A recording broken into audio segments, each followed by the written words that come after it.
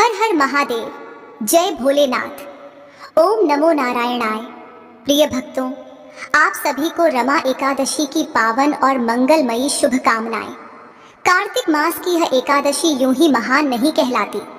इसे सभी एकादशियों की रानी कहा गया है, क्योंकि इसका व्रत केवल धर्म, अर्थ, काम और मोक्ष चारों पुरुषार्थ ही नहीं देता, बल्कि यह सीधे स्वयं भगवान विष्णु की असीम कृपा पाने का दिव्य मार्ग है।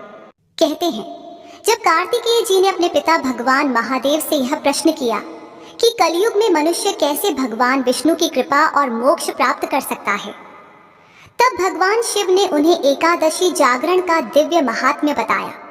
भगवान शंकर ने कहा, हे कार्तिकेय, जो मनुष्य कलयुग में एकादशी की रात्रि में जागरण करता है और उस समय वैष्णव शास्त्रों का पाठ करता है, उसके कोटि जन्मों के संचित चारों प्रकार के पाप मनसा, वाचा, कर्मणा और द्रव्यजन्य नष्ट हो जाते हैं। जो एकादशी के दिन वैष्णव शास्त्रों का उपदेश देता है, वह वास्तव में मेरा परम भक्त कहलाता है। जो व्यक्ति एकादशी की रात्रि में जागरण करते हुए निद्रा को त्याग देता है, नाचता और गाता हुआ भगवान का स्मरण करता है, वह मेरा अत्यंत प्रिय भक्त है। मैं उसे उत्तम ज्ञान प्रदान करता हूँ और भगवान विष्णु स्वयं उसे मोक्ष देते हैं। इसलिए हे कार्तिकेय, मेरे भक्तों को विशेष रूप से एकादशी की रात जागरण अवश्य करना चाहिए। जो लोग भगवान विष्णु से द्वेष रखते हैं, वे वास्तव में पाखंडी हैं। जो एकादशी के दिन रात्रि में जागरण करते हैं और भगवान के नाम का गान करते हैं, उन्हें आधे निमेष क्षण में अग्निष्टोम तथा अतिरात्र यज्ञों के समान फल प्राप्त होता है। जो रात्रि में भगवान विष्णु के मुखारविंद का दर्शन करते हैं, उन्हें भी वही फल प्राप्त होता है। जो लोग एकादशी तिथि को श्री हरि के समीप जागरण करते हैं, वे यमराज के बंधन से मुक्त हो जाते हैं। और जो मनुष्य प्राण त्यागने पर भी एकादशी का जागरण नहीं छोड़ते, वे धन्य और पुण्यात्मा कहलाते हैं। जिनके वंश में एक भी व्यक्ति एकादशी की रात जागरण करता है, वह कुल वास्तव में पवित्र और धन्य हो जाता है। जिसने एकादशी के दिन जागरण किया, उसने मानो यज्ञ, दान, गायत्री जप, श्राद्ध और नित्य प्रयाग स्नान सबका पुण्य अर्जित कर लिया। उसे सन्यासियों के समान फल मिलता है और उसके सभी इष्टपूर्त कर्म सिद्ध हो जाते हैं। जो भक्त सदैव आनंद रूप श्री विष्णु के प्रति भक्ति से युक्त होकर एकादशी का व्रत और जागरण करते हैं, वे मुझे सदा ही अत्यंत प्रिय हैं।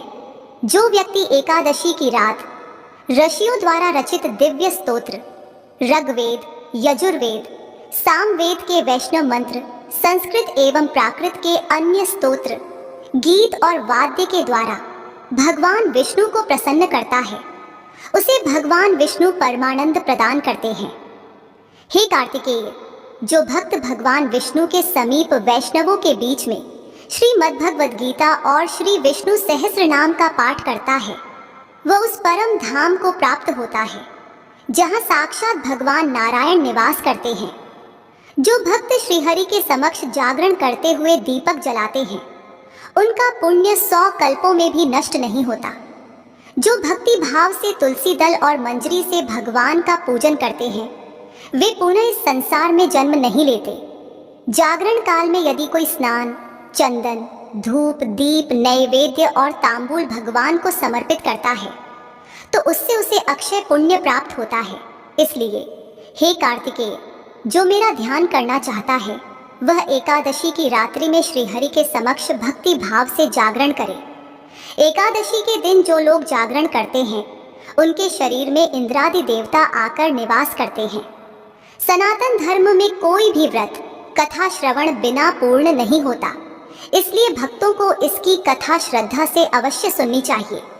प्रिय श्रोताओं, अब हम सब मिलकर भगवान श्री लक्ष्मी नारायण का ध्यान करते हुए रमा एकादशी की कथा श्रवण करते हैं और प्राप्त पुण्य को प्रभु के चरणों में अर्पित करते हैं। एयूएम नमो नारायणाय।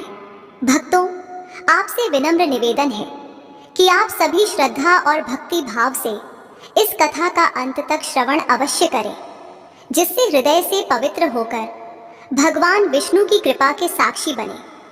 यह व्रत बहुत ही पुण्यम है। बोलिए श्री लक्ष्मी नारायण भगवान की जय, श्री तुलसी माता की जय, शालिग्राम भगवान की जय।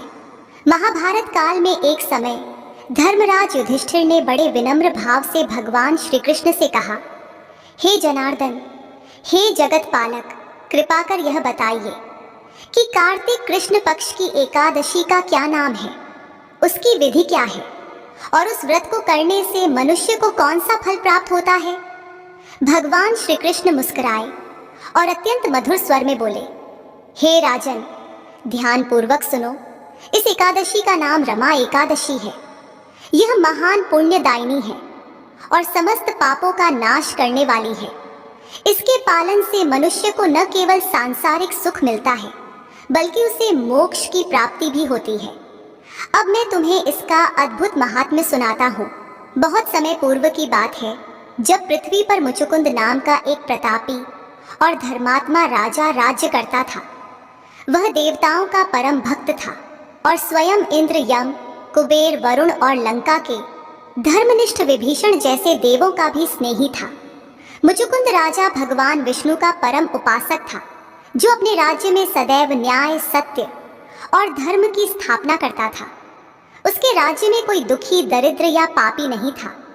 उस राजा की एक अति रूपवती, सुसंस्कारी और धर्मपरायण कन्या थी, जिसका नाम चंद्रभागा था। चंद्रभागा का विवाह चंद्रसेन के पुत्र शोभन नाम युवक से हुआ था। शोभन सौम्य, विनम्र और सुशील था, किंतु उसका शरीर अत्यंत दुर्बल था।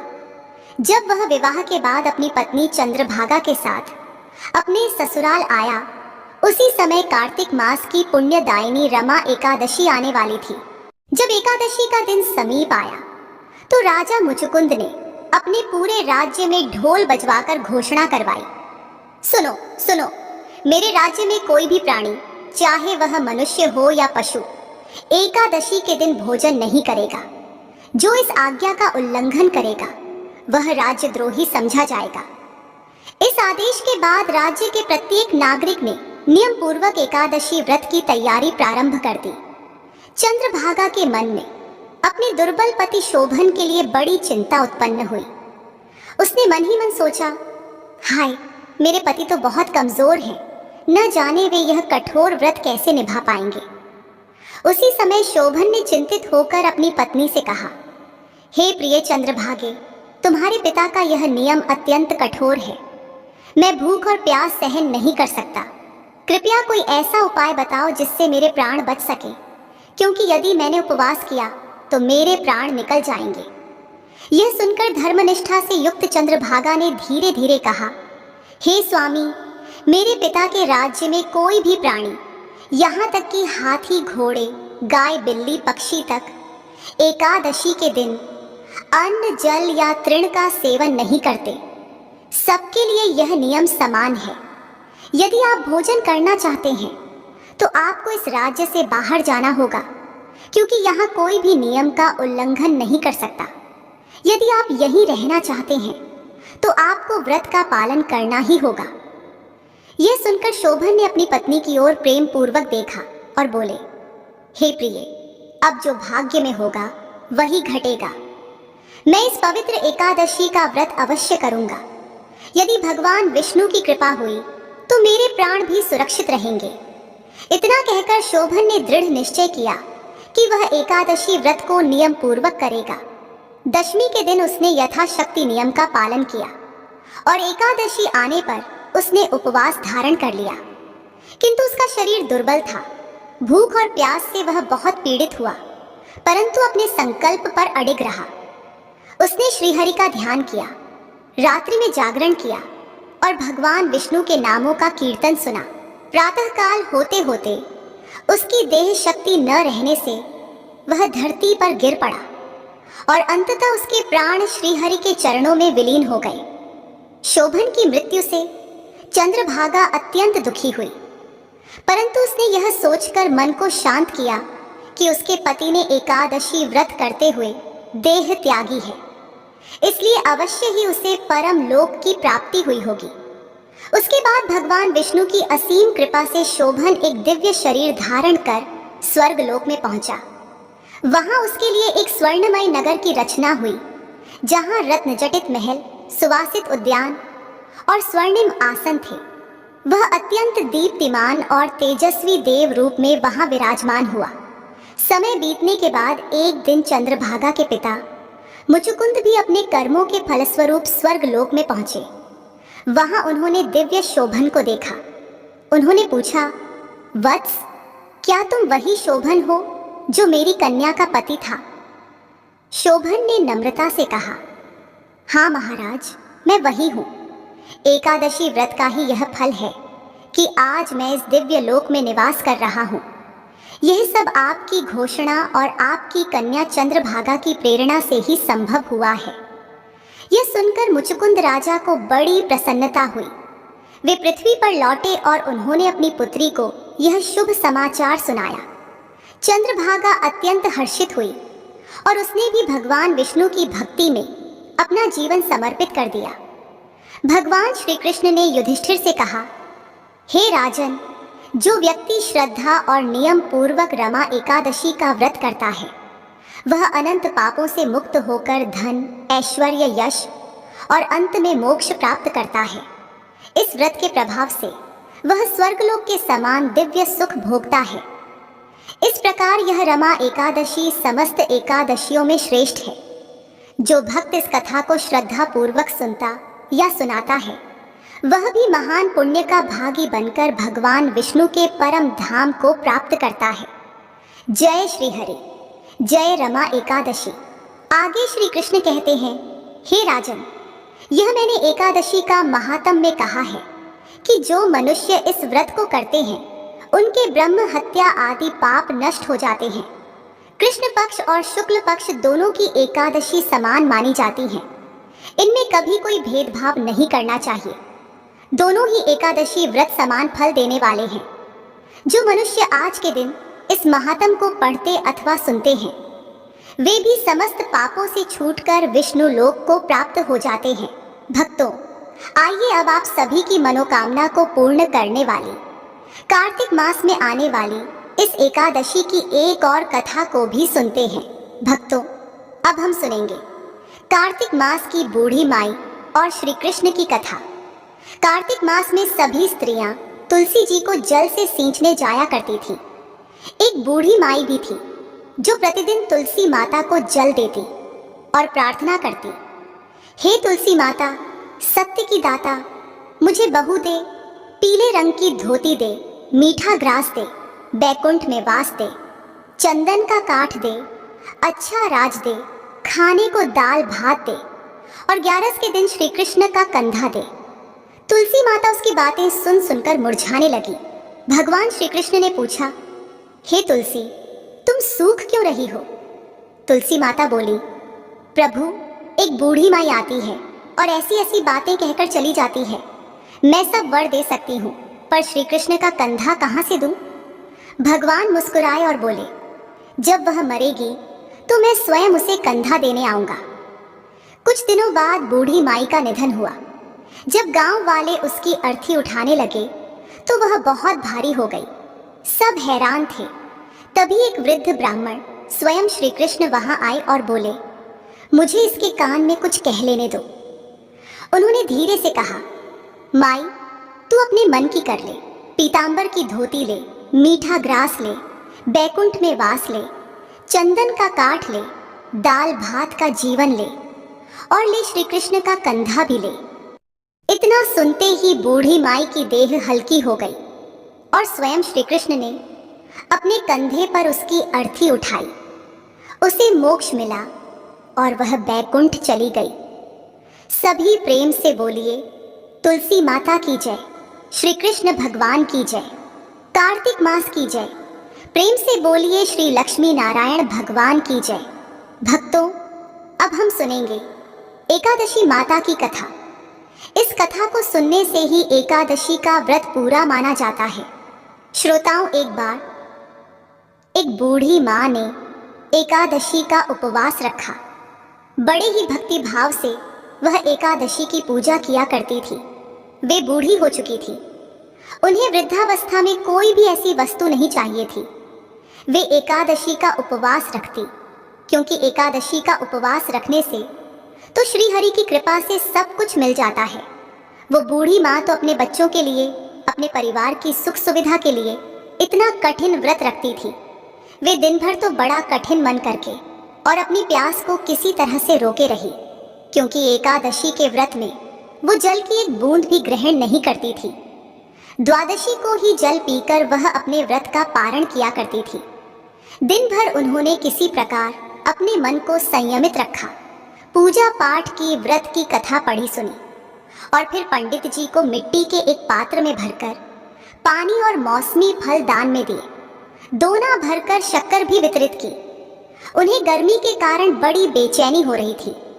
एक तो निराहार और निर्जल रहकर उपवास रखा था और ऊपर से प्यास भी अधिक सता रही थी। इस कारण उन्होंने सोचा कि चलो पानी में बैठूं तो शायद थोड़ी शांति मिले। यह सोचकर वह पानी में बैठी रही। पानी से बार बार कुल्ला करती और मुंह हाथ धोती रही। तब कहीं जाकर उन्हें थोड़ा बहुत चैन मिला। एक तो धूप तेज की पड़ रही थी, इस कारण बार बार बूढ़ी माँ का मुंह सूखा जा रहा था। बूढ़ी माँ बड़ी बेचैन हो रही थी। एक तो बुढ़ापा, दूसरा यह भयंकर गर्मी। बुढ़ापे की तो स्थिति ही कुछ ऐसी होती है, बड़ी मुश्किल से धीरज बन पाता है। अब किसी प्रकार रो धोकर दिन कट पाया। अब बूढ़ी माँ के सामने पहाड़ सी लंबी रात थी, जिसका कट पाना बड़ा ही मुश्किल दिखाई दे रहा था। चारपाई पर पड़ी हुई बूढ़ी माँ को किसी प्रकार भी शांति नहीं मिल रही थी। बार बार प्यास के मारे गला सूख रहा था और वे इस प्रकार बेचैन होकर करवटें बदलती जा रही थी। कई बार उठकर वे घर के बाहर जाती, फिर अंदर आ जाती। ना उन्हें घर के अंदर शांति मिल रही थी, ना बाहर। वे पड़ी पड़ी एकादशी माता को याद करती रही और मन में कहती रही कि हे माता, आप मेरी लाज रखिएगा, आप ही मुझे शक्ति दीजिएगा ताकि मैं भली भांति आपका व्रत कर सकूं और यह पहाड़ सी रात सुकून से बीत जाए। प्यास के कारण बूढ़ी माँ की बेचैनी तो बढ़ ही रही थी। उन्होंने धैर्य रखने का बहुत प्रयास किया, लेकिन आखिरकार उनकी सहनशीलता की सीमा टूट गई और वे घबराकर प्यास के मारे एकदम चिल्ला पड़ी, बचाओ बचाओ। बूढ़ी माँ का चिल्लाना सुनकर उनके परिवार के सभी सदस्य उनके आसपास इकट्ठा हो गए और बूढ़ी माँ की चारपाई के पास पहुंच गए। सब बोले, अम्मा जी क्या हुआ, आपको क्यों चिल्ला रही हो? और जब आपसे व्रत नहीं रखा जाता तो इस बुढ़ापे में इतना कठिन व्रत क्यों कर रही हो? अम्मा जी, अगर शरीर में ताकत है तभी तो भक्ति हो पाएगी। आप पानी पी लीजिए। बूढ़ी माँ अपने परिवारजनों से बोली, मेरे तो प्यास के मारे प्राण ही निकले जा रहे हैं, जरा जल्दी से मेरी छाती पर ठंडे पानी का घड़ा तो रख दो। नातिन ने दौड़कर दादी की छाती पर ठंडे पानी का बर्तन रख दिया। तब कहीं जाकर उन्हें थोड़ा बहुत सुकून मिला और जब सुकून मिला तो थोड़ी देर के लिए उन्होंने अपनी आंखें बंद कर ली। इधर एकादशी माता सोचने लगी, ये है तो बूढ़ी माँ, लेकिन बड़े नियम से मेरा व्रत रखती है, चलकर इनकी परीक्षा लेनी चाहिए। ऐसा विचार कर एकादशी माता आधी रात को मुर्गा बनकर कुकड़ू करने लगी। मुर्गे की आवाज सुनकर बूढ़ी माँ जल्दी से उठी और बाहर जाकर आसमान की ओर निहारा, लेकिन आसमान में तो कहीं भी उन्हें सुबह का तारा दिखाई ही नहीं दिया। अब वे सोचने लगी कि फिर यह मुर्गा भला क्यों और कैसे बोल गया। एक तो उन्हें प्यास लग रही थी, अब थोड़ा बहुत उनका मन भी बेचैन होने लगा। आखिरकार उन्होंने यह दृढ़ निश्चय किया कि अब तो मैं इस व्रत को पूरा करके ही छोड़ूंगी, फिर चाहे व्रत पूरा होने तक मेरे प्राण ही क्यों ना निकल जाए। मन में ऐसा पक्का निश्चय कर वह वापस चारपाई पर आकर लेट गई। थोड़ी ही देर के बाद एकादशी माता ने उनकी फिर से परीक्षा लेनी चाहिए, तो वह एक छोटी सी कन्या का रूप धरकर गिलास में मीठा पानी लेकर उनके सिरहाने खड़ी हो गई और जोर से बोली, दादी जी, सवेरा हो गया है, आप हाथ मुंह धोकर शरबत पी लीजिए। पहले तो शरबत का भरा हुआ गिलास देखकर बूढ़ी माँ का मन ललचाने लगा। प्यास के मारे गला जो सूख रहा था, किंतु अचानक उन्हें याद आया कि उनका तो एकादशी का उपवास है। फिर उन्होंने सोचा कि अभी तो मैं किसी भी तरह से यह शरबत नहीं पी सकती, और फिर वे चुपचाप वापस अपनी चारपाई पर लेट गई। जैसे ही उनकी आंख लगी तभी उन्हें एहसास हुआ कि मानो किसी ने उन्हें पानी से भरे कुएं में पटक दिया हो। वे बहुत देर तक उस कुएं में हाथ पांव चलाती रही, लेकिन इस बीच उन्होंने अपने मुंह में पानी की एक बूंद भी नहीं जाने दी, क्योंकि उनका एकादशी का उपवास जो था, और वे पक्के निश्चय के साथ अपना व्रत पालन करती रही। थोड़ी ही देर में उन्हें ऐसा लगा मानो सामने आग जल रही हो। आग के कारण बड़ी भारी गर्मी लगने लगी। प्यास के मारे उनके प्राण निकलने लगे। लेकिन इतना सब होने के बाद भी बूढ़ी माँ ने पानी की एक बूंद भी नहीं पी।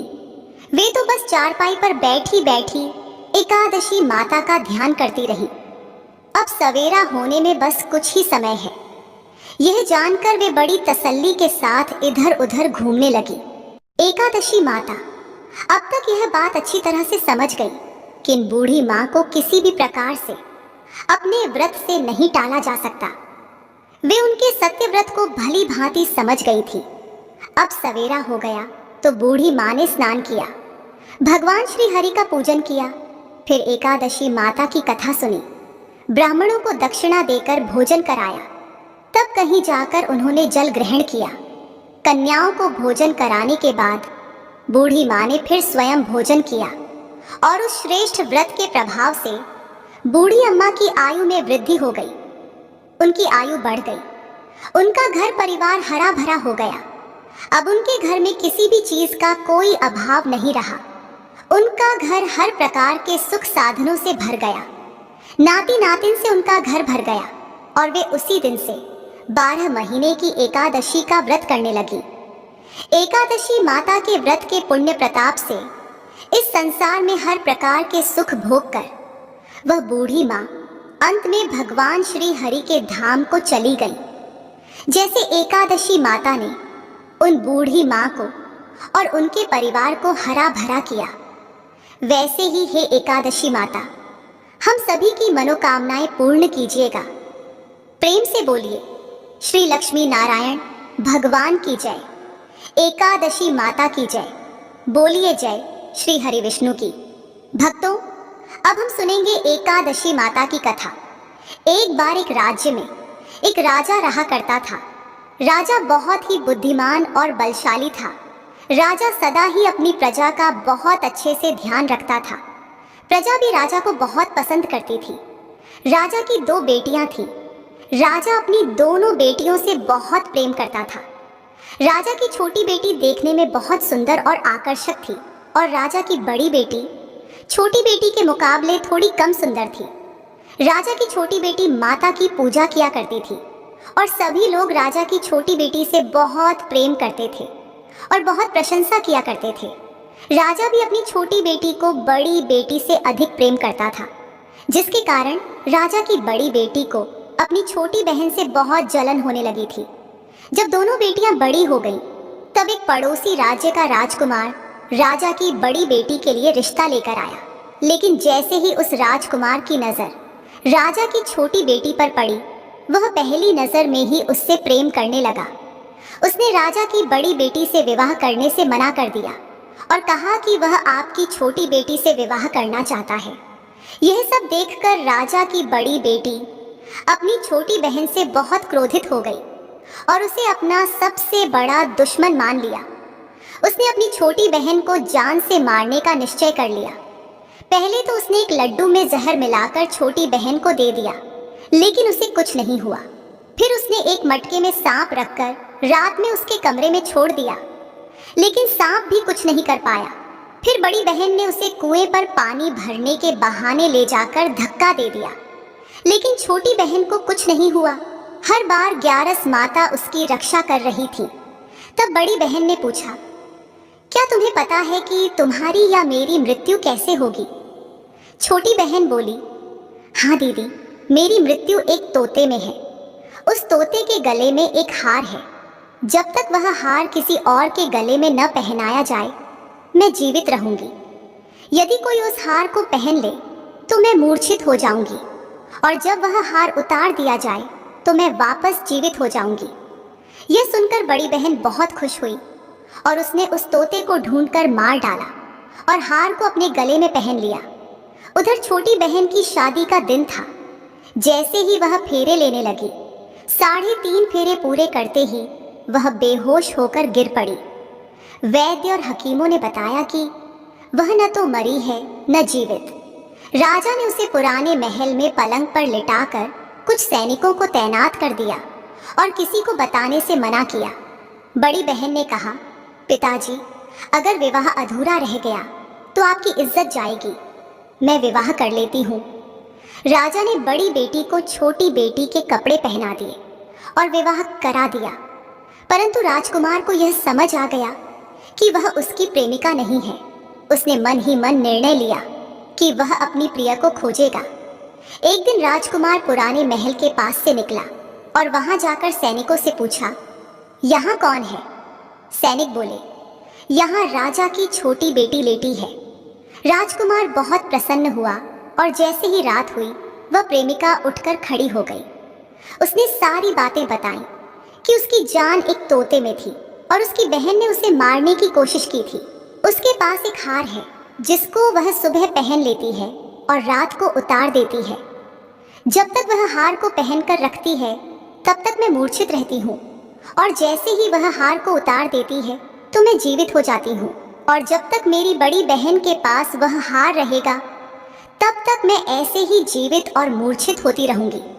अगर मेरी बड़ी बहन के पास जो हार है वह मेरे हाथ लग जाए तो मैं हमेशा के लिए जीवित हो जाऊंगी। राजकुमार यह सब बातें सुनकर राजा की छोटी बेटी के पास रहने का निर्णय ले लेता है और उसने अपने बचे हुए सारे फेरे उस पलंग पर लेटी हुई राजकुमारी यानी राजा की छोटी बेटी के साथ ले लिए और अपना विवाह पूर्ण कर लिया। वहीं पर वह कहने लगा, देखते ही देखते कुछ समय में राजा की छोटी बेटी और राजकुमार की पत्नी गर्भवती हो गई। एक दिन राजकुमार को किसी काम से बाहर जाना पड़ा। तब छोटी बहन के पेट में बहुत तेज दर्द होने लगा, जिसके बाद उसने माता का आह्वान किया। उसके पश्चात वहां माता प्रकट हुई और उन्होंने अपने भक्त के दर्द को दूर किया तथा एक पुत्र की प्राप्ति करवाई। उसी समय अचानक से राजकुमार भी वहां आ गया। राजकुमार ने ग्यारस माता को देखा तो वह आश्चर्यचकित हो गया और उसने तुरंत ग्यारस माता को प्रणाम किया। ग्यारस माता ने राजकुमार से कहा, जब तुम्हारा पुत्र 5 वर्ष का हो जाए तो तुम आकर अपनी पत्नी का हार इसके गले में डाल देना। देखते ही देखते राजकुमार और राजा की छोटी बेटी का पुत्र 5 वर्ष का हो जाता है। तब राजकुमार अपने बेटे से कहता है, बेटा, मैं कुछ काम से बाहर जा रहा हूँ, तुम अपनी माता का ध्यान रखना। और वहां से चला जाता है। राजा को बाहर निकलता देख बड़ी बहन के सैनिक देख लेते हैं और जाकर सारी बातें बड़ी बहन को बता देते हैं, जिसके बाद बड़ी बहन अपनी छोटी बहन के पुत्र को वहां से उठवा लेती है और उसे मरवा देती है। छोटी बेटी के पुत्र के 2 टुकड़े करवा देती है। पहला टुकड़ा चक्के के पास छुपा देती है और दूसरा टुकड़ा अपने पलंग के नीचे रख लेती है। अब ग्यारस माता भिखारी का रूप लेकर आती है और एक भिक्षुक का वेश धरकर बड़ी बहन के पास जाती है। वहां पर भिक्षा मांगने लगती है। बड़ी बहन अपने नौकरों से कहती है, जाकर भिक्षा दे दो। लेकिन जैसे ही नौकर ग्यारस माता को भिक्षा देने आते हैं, माता उन्हें मना कर देती है और कहती है, मैं तुम्हारी महारानी से ही भिक्षा लूंगी। तब बड़ी बहन स्वयं ही भिक्षा देने के लिए माता के पास आती है। तब माता एक बिल्ली का रूप लेकर उसके कमरे में चली जाती है और वहां पर छोटी बेटी के पुत्र के 2 टुकड़ों को आपस में जोड़ देती हैं और उसे जीवित कर देती हैं। फिर उसे वहां से ले जाती हैं। राजकुमार अपने बेटे को लेकर अपनी पत्नी के पास जाता है और उससे कहता है, तुम इसका ध्यान रखना। अगर तुम इस बच्चे का अच्छे से ध्यान रखोगी तो मैं तुमसे बात करूंगा। एक दिन राजकुमार अपने बेटे से कहता है, बेटा, तुम मम्मी से उनके गले का हार मांग लो। तो अपने पिता की बात मानकर राजकुमार का बेटा अपनी मम्मी के पास जाता है और कहता है, मम्मी, मुझे तुम्हारा हार चाहिए। यह सुनकर पहले तो बड़ी बहन बहुत क्रोधित होती है, पर उसे यह याद आता है कि राजकुमार ने कहा था कि अगर मैं इस बच्चे का ध्यान अच्छे से रखूंगी तो वह मुझसे बात करेंगे। इसी कारण वह हार उस बच्चे को दे देती है और वह बच्चा तुरंत हार को ले जाकर अपने पिताजी को दे देता है। तभी राजकुमार अपने बेटे को लेकर वहां से जाने लगता है और अपनी पत्नी से कहता है, तुम हमारे लिए खाना बनाकर रखना, मैं शाम को आकर तुम्हारे साथ खाना खाऊंगा। और वह अपने बेटे को लेकर वहां से चला जाता है। इसके बाद वह राजा के पास जाकर सारी बातें बता देता है। राजा अपनी बड़ी बेटी की यह करतूत सुनकर बहुत क्रोधित होते हैं और अपनी परवरिश पर ही दोष देने लगते हैं। वह राजकुमार को अपनी छोटी बेटी के साथ रहने का आदेश दे देते हैं। इस प्रकार ग्यारस माता की कृपा से राजकुमार और राजा की छोटी बेटी सुखपूर्वक रहने लगे। प्रेम से बोलिए, एकादशी माता की जय, माता लक्ष्मी और भगवान विष्णु की जय, तुलसी माता की जय, माता पार्वती और भगवान शंकर की जय। अब आइए सुनते हैं तुलसी माता की पौराणिक कहानी। एक बार शिव ने अपने तेज को समुद्र में फेंक दिया था। उससे एक महान तेजस्वी बालक ने जन्म लिया। ये बालक आगे चलकर जालंधर के नाम से पराक्रमी दैत्य राजा बना। इसकी राजधानी का नाम जालंधर नगरी था। दैत्यराज की कन्या वृंदा का विवाह जालंधर से हुआ। जालंधर महाराक्षस था। अपनी सत्ता के मद में चूर उसने माता लक्ष्मी को पाने की कामना से युद्ध किया, परंतु समुद्र से ही उत्पन्न होने के कारण माता लक्ष्मी ने उसे अपने भाई के रूप में स्वीकार किया। वहां से पराजित होकर वह देवी पार्वती को पाने की लालसा से कैलाश पर्वत पर गया। भगवान देवाधिदेव शिव का ही रूप धरकर माता पार्वती के समीप गया, परंतु मां ने अपने योगबल से उसे तुरंत पहचान लिया तथा वहां से अंतर्ध्य हो गई। देवी पार्वती ने क्रुद्ध होकर सारा वृतांत भगवान विष्णु को सुनाया। जालंधर की पत्नी वृंदा अत्यंत पतिव्रता स्त्री थी। उसी के पतिव्रत धर्म की शक्ति से जालंधर ना तो मारा जाता था और ना ही पराजित होता था। इसीलिए जालंधर का नाश करने के लिए वृंदा के पतिव्रत धर्म को भंग करना बहुत आवश्यक था। इसी कारण भगवान विष्णु ऋषि का वेश धारण कर वन में जा पहुंचे, जहां वृंदा अकेली भ्रमण कर रही थी। भगवान के साथ दो मायावी राक्षस भी थे, जिन्हें देखकर वृंदा भयभीत हो गई। ऋषि ने वृंदा के सामने पल में दोनों को भस्म कर दिया। उनकी शक्ति देखकर वृंदा ने कैलाश पर्वत पर महादेव के साथ युद्ध कर रहे अपने पति जालंधर के बारे में पूछा। ऋषि ने अपने माया जाल से दो वानर प्रकट किए। एक वानर के हाथ में जालंधर का सिर था तथा दूसरे के हाथ में धड़। अपने पति की यह दशा देखकर वृंदा मूर्छित होकर गिर पड़ी। होश में आने पर उन्होंने ऋषि रूपी भगवान से विनती की कि वह उसके पति को जीवित करे। भगवान ने अपनी माया से पुण्य जालंधर का सिर धड़ से जोड़ दिया, परंतु स्वयं भी वह उसी शरीर में प्रवेश कर गए। वृंदा को इस छल का तनिक भी आभास न हुआ। जालंधर बने भगवान के साथ वृंदा पतिव्रता का व्यवहार करने लगी, जिससे उसका सतीत्व भंग हो गया। ऐसा होते ही वृंदा का पति जालंधर युद्ध में हार गया। इस सारी लीला का जब वृंदा को पता चला तो उसने क्रुद्ध होकर भगवान विष्णु को हृदयहीन शिला होने का श्राप दे दिया। अपने भक्त के श्राप को भगवान विष्णु ने स्वीकार किया और शालिग्राम पत्थर बन गए। सृष्टि के पालनकर्ता के पत्थर बन जाने से ब्रह्मांड में असंतुलन की स्थिति हो गई। यह देखकर सभी देवी देवताओं ने वृंदा से प्रार्थना की वह भगवान विष्णु को श्राप मुक्त कर दे। वृंदा ने भगवान विष्णु को श्राप मुक्त कर स्वयं आत्मदाह कर लिया। जहां वृंदा भस्म हुई वहां तुलसी का पौधा उगा। भगवान विष्णु ने वृंदा से कहा, हे वृंदा, तुम अपने सतीत्व के कारण मुझे लक्ष्मी से भी अधिक प्रिय हो गई हो। अब तुम तुलसी के रूप में सदा मेरे साथ रहोगी। तब से हर साल कार्तिक महीने के देवथानी एकादशी का दिन तुलसी विवाह के रूप में मनाया जाता है। जो मनुष्य भी मेरे शालिग्राम रूप के साथ तुलसी का विवाह करेगा उसे इस लोक और परलोक में विपुल यश प्राप्त होगा। उसी दैत्य जालंधर की यह भूमि जालंधर नाम से विख्यात है। सती वृंदा का मंदिर वहां स्थित है। कहते हैं कि इस स्थान पर एक प्राचीन गुफा भी थी जो सीधी हरिद्वार तक जाती थी। सच्चे मन से 40 दिन तक सती वृंदा देवी के मंदिर में पूजा करने से सभी मनोरथ पूर्ण होते हैं। बोलिए तुलसी माता की जय। प्रेम से बोलिए जय श्री हरि विष्णु, जय तुलसी माता। ऐसे ही और भी रोचक और आध्यात्मिक वीडियो के लिए चैनल को सब्सक्राइब कर लें। दोस्तों, आपको ये कथा कैसी लगी कृपया कमेंट करके जरूर बताएं। वीडियो पसंद आया हो तो लाइक करें और अपने दोस्तों के साथ शेयर करें। कमेंट में जय श्री हरि विष्णु, जय तुलसी माता लिखना ना भूलें। हर हर महादेव, जय भोलेनाथ।